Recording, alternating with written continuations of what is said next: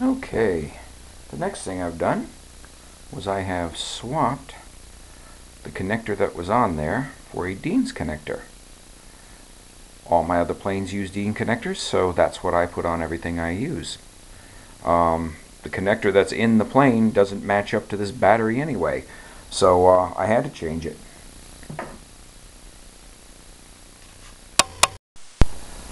Now this is what the battery looks like with the XT60 connector on it. Well, guess what? This plane doesn't use an XT60 connector. It uses these stinking little things that I don't even know what they are, and I don't want to use them. So I'm going to take them off. Reason why I'm making this little video right this second is there are significant safety issues with changing these connectors. Use an adapter if you don't know how to solder. Hear that? Use an adapter if you don't know how to solder. And in case you didn't hear that, use an adapter if you don't know how to solder. Alright, very important thing. When you take these apart, okay, you must take these apart one wire at a time. If they short together, you have a possibility of a fire, explosion, and of course ruining your battery. Okay, which is the least of your problems if you've shorted them. Alright, so first thing we're going to do is we're going to carefully snip off the XT60 connector, leaving as much wire for the battery as possible. Move the negative cable out of your way. There is no possibility at this point that you could short them out. See, if it was still here, it's possible it would short. If you short it out, that's bad. Then, bye-bye. Leave these like this until you're ready to make the solder connections. We're going to the Dean's connector first. I'm going to pre-tin the Dean's connector. Then I'm going to make up the shrink tubing for these. Then I'm going to trim these, strip these down, and put the solder on those. Then when we're done with both sides, we keep these separate. We do these one at a time still. And we put these onto the Dean's connector, making sure that positive is in the right place and negative is in the right place. This is incredibly important for two reasons. One reason is that if they're in the wrong places, of course, you're not going to be able to charge your battery. But the second reason is that if they're not in the right places and you put them in the plane, you can burn out your ESC or your radio control system or whatever. So you want these to be exactly right, and you want to make double sure all the way along from start to finish that you're putting these on correct. The way I do that is by looking at another one. This one I did earlier, months and months and months ago. Not as neat a job as I do nowadays with these Dean's connectors. You got to get used to them. But this is for my Tiger Moth, 1300 milliamp hour 3-cell. And this is the correct wiring. You can see that the crosswise wire is the red, which is the positive. The other one is the negative. So remember that. If the negative one is vertical when you're looking at the Dean's connector, and the horizontal one is the positive. Keep that in mind. Don't put these on backwards. If you put them on backwards, you got to do them over. You know, or worse.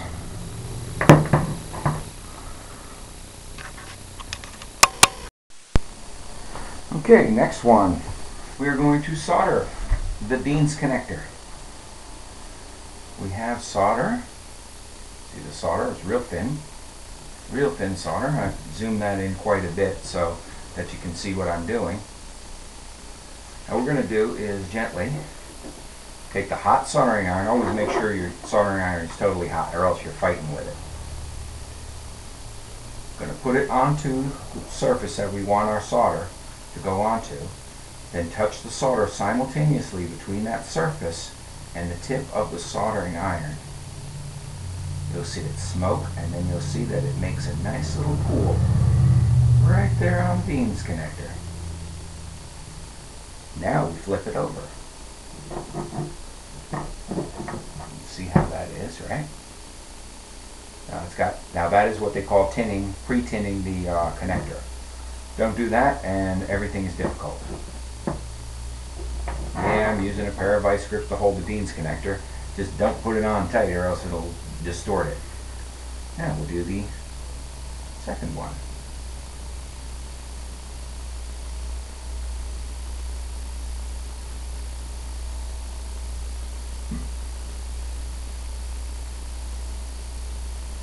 When you are satisfied, you've got yourself a nice little pad of solder on there. It's complete.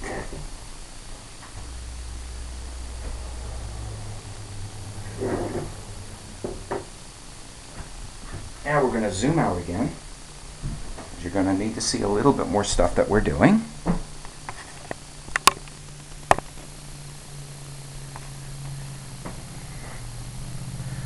Next thing we're doing is one at a time.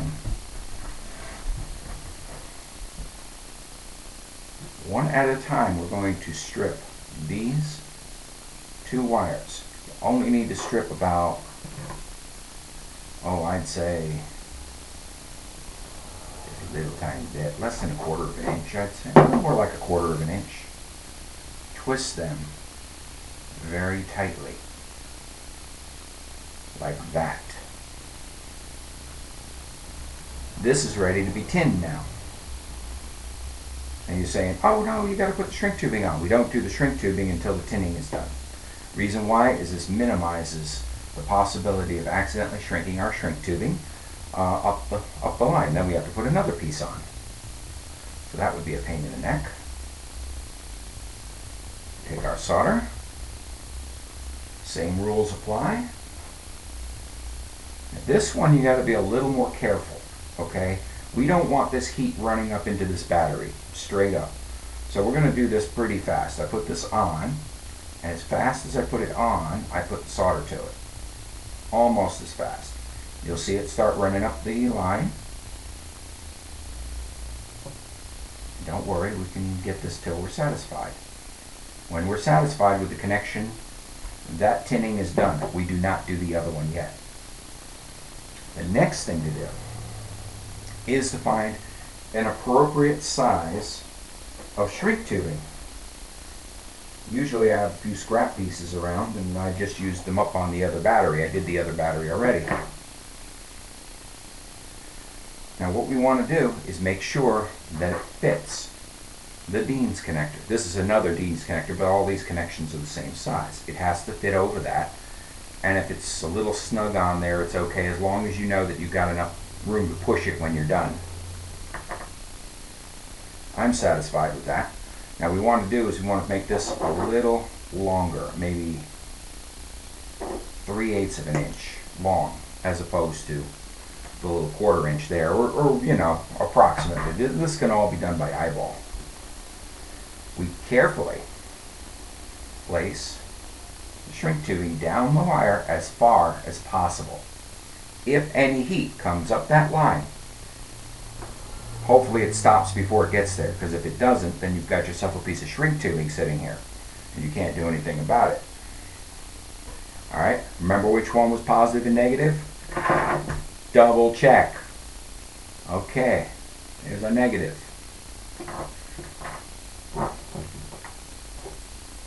So that is correct. That is our negative. Make sure next that your line will touch properly there.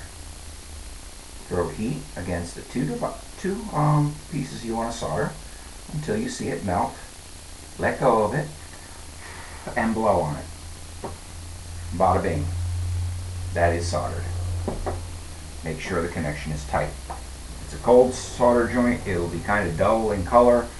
You don't want a cold solder joint. If you make sure your soldering iron gets up to speed, up to temperature, you're good. I'm using a 23-watt soldering iron. Do not do this with a soldering gun. Okay, soldering guns are not they're just way too powerful, and the heat will run up the battery and ruin your battery, or worse. A lot worse things can happen to your battery besides it being ruined. And these lithiums, you got to be careful. Slide the heat shrink tubing into place. Get it up against the Dean's connector as far as possible. release your DIN connector. Take a look. See how it doesn't quite fit over the wire? It's too loose. Take your lighter. A little underheated is better than a little overheated. And there you go. That is a good connection.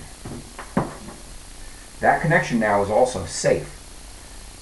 There's no possibility that when I take this positive and take the and strip it down, that there's going to be any way, anyhow, that it's going to short against the other one. We're completely safe at this point. This is extremely important to be safe. The safety thing I cannot stress enough. There's too many potential dangers here to be pussyfooting around.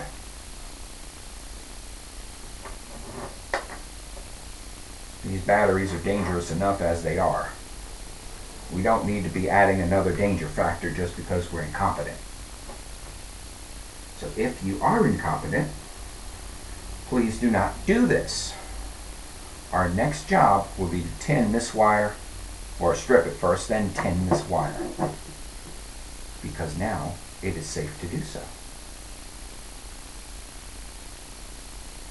It takes a long time to be able to do those wires just like that. So when you're first learning how to do this stuff, practice on some other wire. Get used to how the pliers feel, the cutting pliers feel against the wire versus against the rubber. You get a feel of it in your hands. When you know that, you'll never strip these wrong. But in the meantime, you can use a wire stripper if you want. I don't need a wire stripper. I know how far I can push these things before they start cutting into the wire. Most people can't, so just you don't feel bad if you're using a wire stripper. I wouldn't. I'd say then you just know your limitations today. That's good, and we put some solder on that, just like so. You made it just about all the way down the wire and stopped. That means that this is pretty cool here, but you can still feel some heat went down this line. Not much, just a little. That's always going to happen. You don't want it to be a lot. And again, piece of shrink tubing. Side cutters do a wonderful job of this and go about 3/8 of an inch. Now the DIN's connector is on the negative wire, right? Okay. Put that back into whatever you're using to hold it. A third hand works well. I just wasn't using it because I didn't have it with me today. Put on the heat shrink tubing.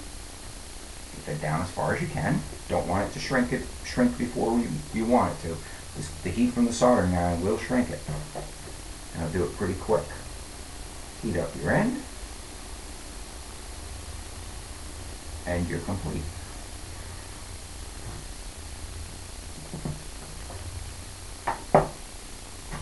Check to see that it's strong. In this case, it is.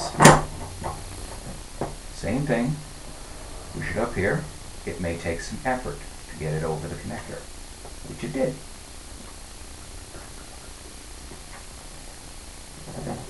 Then you need to heat up your shrink tubing to make it permanent.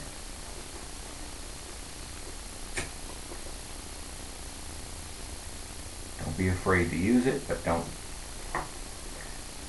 Just understand that it won't be necessary to use a lot of heat on it. Use too much heat, they distort, and then you can also have heat run up the line too. Alright, this is one satisfactory DIN's connector. If you're ready to go, I can recharge the batteries now.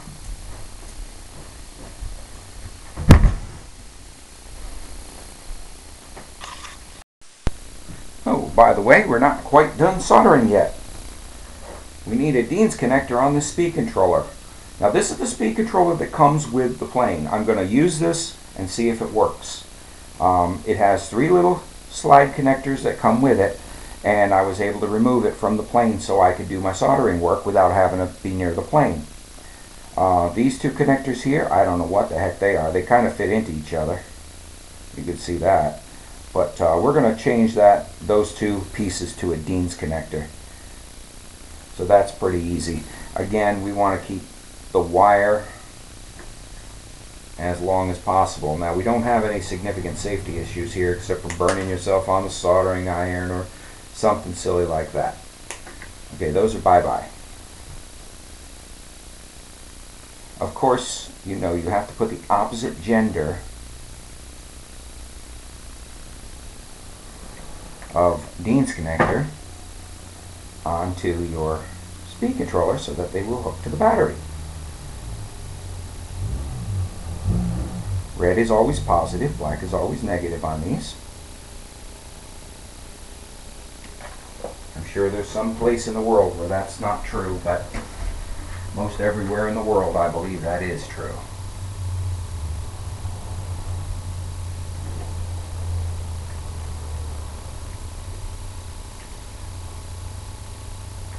Tin the connections first.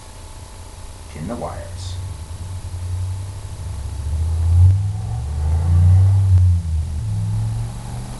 There is no significant safety problems here, so really you should have started with this one. And you got your little practice down, because if you mess this one up, you can fix it. Heck, we don't even know if the speed controller is even going to work. What they were saying on the boards, it's not a good speed controller.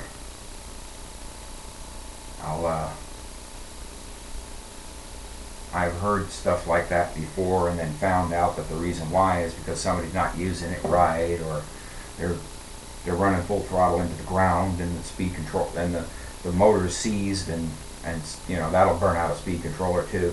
So I don't believe everything I hear on the internet. Okay, folks, so let's get that clear. Now this is the side that slides into the Dean's connector, so it's the opposite side we need to work with. Once again, we tin the connections first. If you try to solder these wires on without tinning them in advance, it's just sloppy. It can be done. You've got a nice fresh solder connection. It just makes your life so much less miserable. And it makes the job much less difficult. There's no reason that this thing shouldn't be any more than easy. I understand if you're new at this, never soldered a connection before, the first ones will be difficult.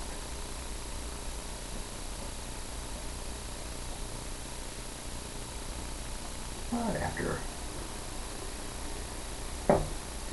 30 or 40 years, they get pretty easy.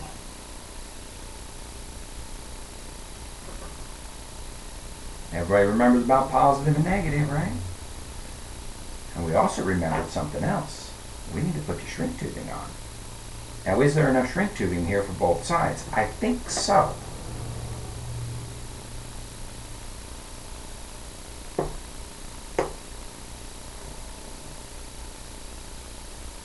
After assessing that, I'm going to say no. I wanted it to be about this length. So I'm going to get a fresh piece. This stuff is cheap, readily available. And when you get a big box of it like I do, it lasts forever. This one's probably, this box of shrink tubing is probably, 7 or 8 months old. I've only used a small amount of it so far. Now I'm satisfied. All the scrap pieces, like at this little one here, I'll put it back in the thing. It'll come in handy somewhere else. Make sure these guys are on. And we'll just, I'm sure what you guys are going to be saying while I'm doing this is shut up and start soldering. Hoping that you can even see this. I'm trying to make it so you can.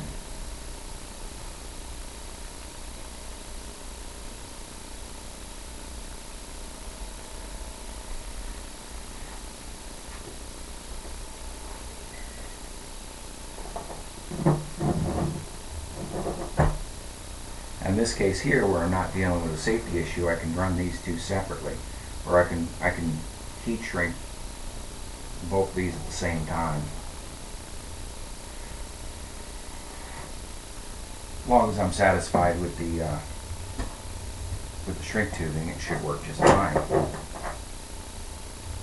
Looking again, positive, negative, making sure they're in the right spots before I finish up. Little sucker gets hot.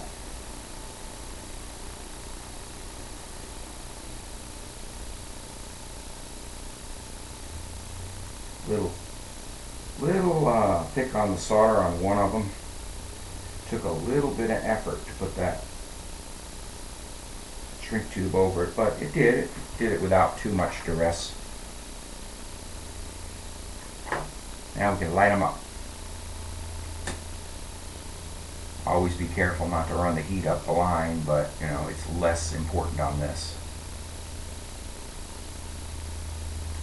Congratulations, we now have a speed controller that'll work with the batteries.